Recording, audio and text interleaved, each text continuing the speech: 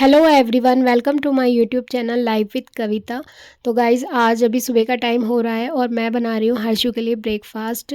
तो आज ना गाजर जो है ख़त्म हो गई थी, तो फिर मैंने ना एक बीट रूट को कस लिया था और यहाँ पे बारीक बारीक प्याज कट कर लिया है, साथ में थोड़ा सा धनिया कट कर लिया है। और आज मैं बेसन के चीले बना रही थी, तो कैरेट नहीं थी तो फिर मैंने ये बीट रूट ले लिया। इससे भी काफ़ी अच्छा टेस्ट आता है और थोड़ा सा हेल्दी भी हो जाएगा।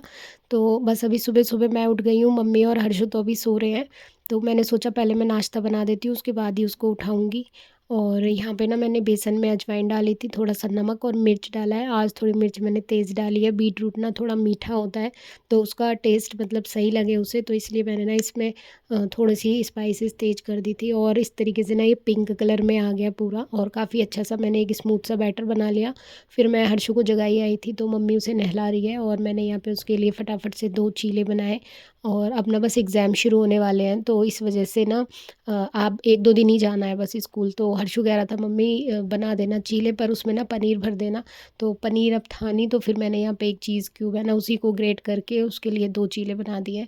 तो आज वो लंच में ये बीट रूट के चीले लेके जाएगा। और बस यहाँ पे मैंने उसका लंच पैक करा, उसको तैयार किया।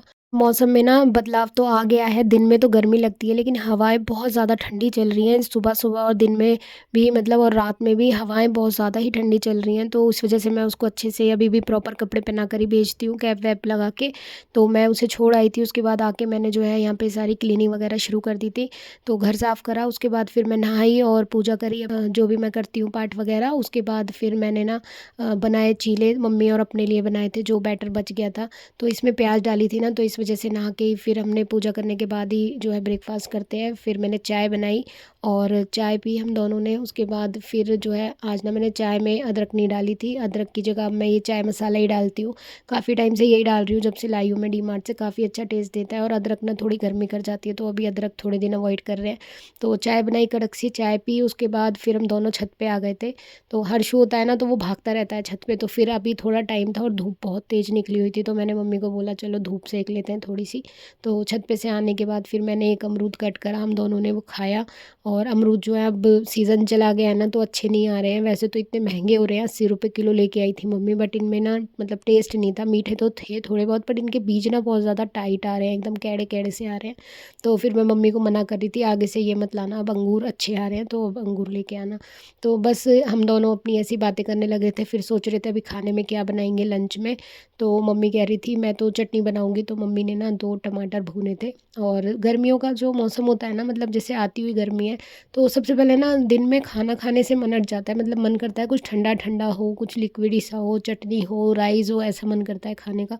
तो यहाँ लाल दाल मैंने बनाई थी, उसमें तड़का लगाया, मम्मी ने ये टमाटर लहसुन की चटनी पीसी और साथ में रोटियां बनाई मैंने। तो फिर हम लोग जो है लंच कर रहे हैं, हर्षु को मैं स्कूल से ले आई थी, उसके बाद फिर हम लोगों ने लंच किया। और आज लंच में हमारा दाल चटनी और रोटी थी। वो मौसम बदलते ही जो सबसे पहला काम मुझे याद आया ना, मुझे अपने बालों में हिना लगानी है, क्योंकि बहुत टाइम से मतलब पेंडिंग था ये काम। तो सबसे पहले मैंने जो है अपने बालों में हिना लगाने के लिए ना, हिना घोलने के लिए ये पानी बनाने के लिए रख दिया है। इसमें जो भी मैं हर्बल चीज़ें डालती हूँ ना, तो वो मैंने आपके साथ वीडियो बहुत बार शेयर कर रखा है, मैं मेहंदी किस तरीके से घोलती हूँ। तो मैंने यहाँ पानी में ना सारी चीज़ें डाल ली हैं जो भी मैं डालती हूँ।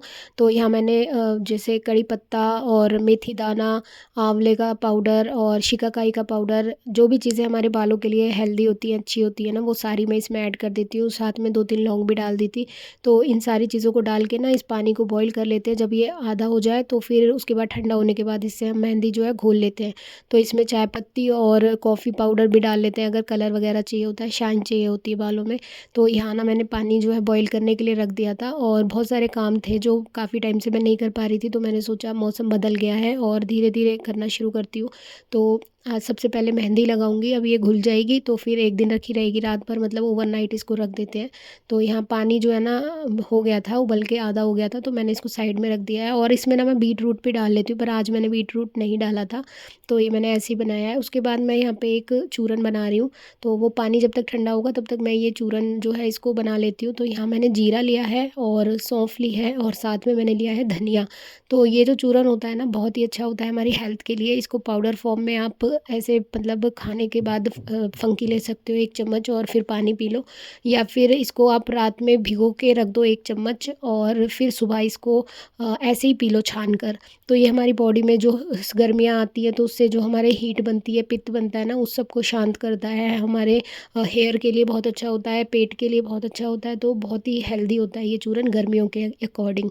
अब ना मुझे ये चीज़ें अलग-अलग से नहीं भिगोनी पड़ेंगी, जैसे मैं कभी ज़ीरा भिगो देती थी, कभी धनिया, कभी सौंफ, तो अब मैं इन सबको ना मतलब एक ही साथ ये एक जगह पाउडर हो गया, तो सीधा इसको 1 चम्मच रात को भिगोया और सुबह इसको ऐसे ही पी लिया। तो ये बहुत ज़्यादा बेनिफिशियल होता है फॉर समर। तो ये चूरन तो बन गया। अब नेक्स्ट बना रही हूँ मैं अपने बेटे के लिए, तो उसकी जो आँखों पे से चश्मा हटा है ना, तो उसके लिए मैं उसे यही वाला चूरन रेगुलर देती थी। और अभी सर्दियाँ थी तो मैं उसे एक बार ही देती थी, बट अब जो है गर्मी आ जाएँगी तो मैं दिन में 2-3 बार उसको आधा-आधा चम्मच करके दे देती हूँ। ये आँखों के लिए बहुत ही अच्छा है और बहुत पुराना नुस्ख़ा है, जो दादी माँ के नुस्खे होते हैं। तो इसके लिए हमें सौंफ चाहिए और ये सफ़ेद वाली मिर्चें चाहिए और बादाम और ये जो धागे वाली मिश्री होती है ये चाहिए। तो ये सारी चीज़ें मेरे पास थी, मैंने इनको जो है अलग से निकाल लिया है, जितनी मुझे बनानी है। तो अभी ख़त्म हो चुका है चूरन, तो इसलिए मैं उसका भी ये बना देती हूँ। और यहाँ पे ना मैंने ये इसके लिए जो है मामरा बादाम यूज़ करा है। ये वाला जो बादाम होता है ना, ये बहुत अच्छा होता है, इसमें जो होता है ना तेल निकला नहीं होता है, तो इसका जो तेल होता है इसी के अंदर होता है, तो ये बहुत जल्दी मतलब अच्छा रिज़ल्ट देता है।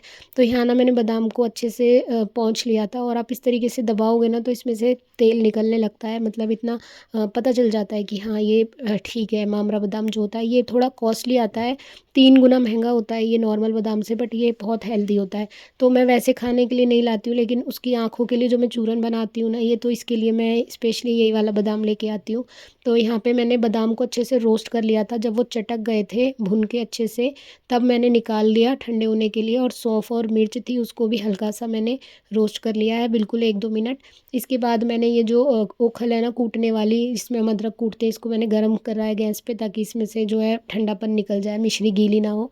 तो उसके बाद मैंने मिश्री को इस पे कूट लिया। मैं भूल गई थी, मैट ना कट जाती है अगर मैं उस पे कूटती, फिर मैंने ना नीचे कपड़ा बिछाया, फिर उसके ऊपर मैंने इसको कूट लिया। इससे छोटे-छोटे टुकड़े हो जाएँगे ना तो मिक्सी में चलने में आसानी होगी, तो इस वजह से मैंने इसमें कूट के इसको थोड़ा बारीक कर लिया है।